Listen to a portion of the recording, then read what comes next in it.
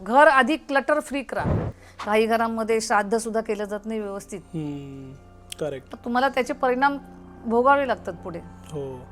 केलेल्या कामाचा पगार मिळत नाही वेळेवर, किंवा सॅलरी वाढत नाही, किंवा प्रमोशन मिळत नाही, की ते डिझर्व करतात पण तरी त्यांना मिळत नाही. जुना उपाय आहे कुवा पूजन. पूर्वी कधी कोणाला त्रास होत होता का? घरी एकत्र फॅमिली असायची, घरातले तरुण मुलं शिक्षण घेऊन घरातली कामं करून शिक्षण घ्यायचे आणि बाहेर जायचे कामावरती, नोकरी मिळायची, त्यांची लग्न व्हायची. कधी कोणाचं काय अडलं का? Proper life. कारण त्यावेळेला सगळे नियम पाळले जायचे. आजारपण येतात कशी?